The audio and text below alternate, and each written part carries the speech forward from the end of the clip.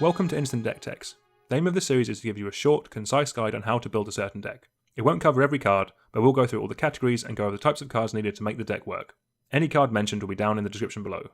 The commander of this deck is Umbris, Fear Manifest. It is 3 blue-black for a 1/1 legendary creature, Nightmare Horror. It gets +1/+1 for each card your opponents own in exile. It also has, whenever Umbris or another Nightmare or Horror enters the battlefield under your control, target opponent exiles cards from the top of their library until they exile a land card. This is going to be a Nightmare Horror themed Exile Matters deck with a Voltron finish.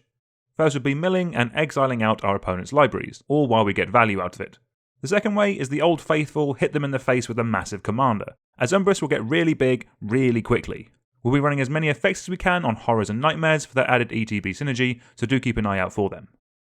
The first section is cards that help us exile cards from our opponent's decks. There's a couple of different ways we can take it, so choose the ones that you like the most and work within your budget.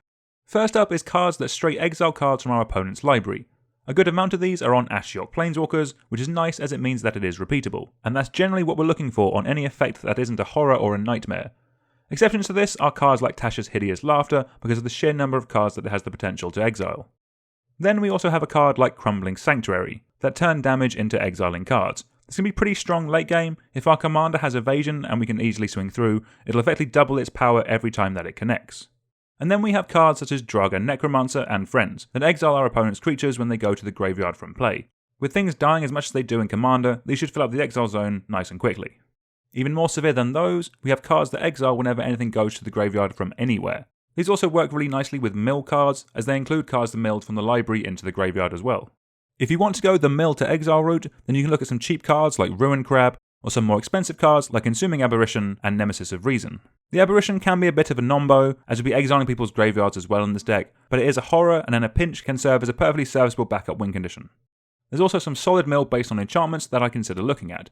Generally these are much harder to remove, so we'll end up milling more cards over the course of a game. One of the reasons we want to mill is because of cheap cards like these that exile graveyards. Even if you're not running the mill cards, these are pretty solid includes in this deck, as after any amount of time in a commander game, graveyards tend to fill up pretty quickly. When we're turbocharging it with some mill cards, these will take out a ton of cards and add a massive buff to our commander. Moving over to our card draw, we're going to want it to be on theme as possible. Starting off with Horrors and Nightmares that draw us cards, I think these are a great place to have your card advantage, as they give you it, while also buffing up our commander by triggering its exile clause.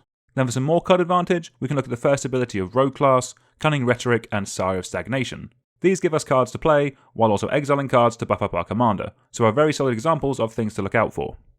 With our ramp, the vast majority of it is going to be on rocks as we are in Dimir.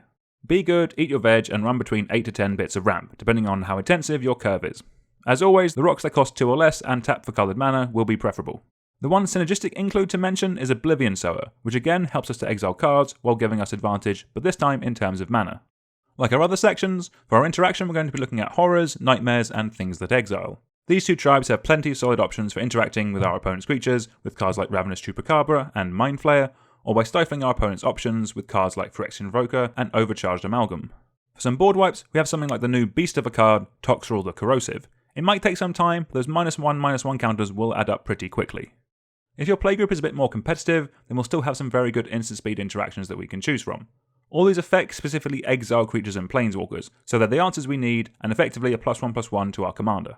Black has plenty of board whites available, but one that goes really well in this deck is Extinction Event, as again, it can exile a large portion of the board, all while buffing up our commander.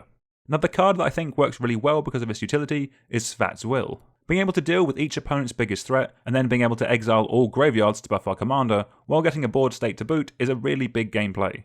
An important thing to remember is that this deck does have a Voltron element. That means we're wanting to hit face with our commander to win the game. To do that, we need to keep it around.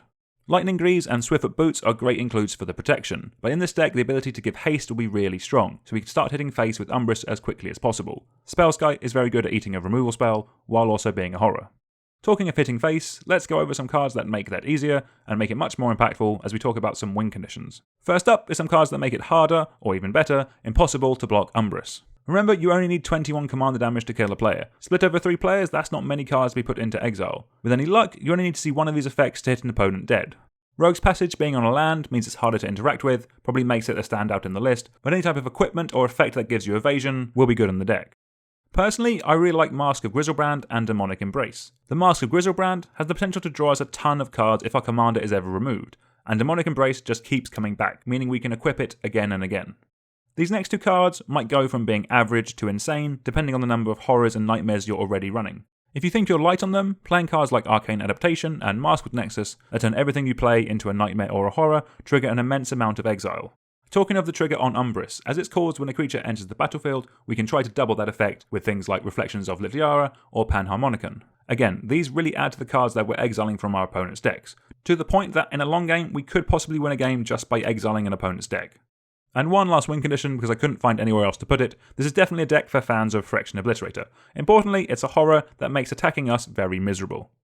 Rounding off the deck with some utility lands, there's a few nice options available to us. Nephalia Drownyard is a nice free bit of mill that the deck can run. Then there are also cards that give our commander some additional abilities. Fear is a nice bit of evasion from Shizo Death's Storehouse, and the lifelink from Witch's Clinic could gain us a ton of life. Then if you are running those mill cards, Scavenger Grounds and Bojuka Bogs are great additional exile effects. The rest of your mana base will be very dependent on what you have available to you. We've recently released a video with some advice on building a deck with a budget mana base, which might be of help.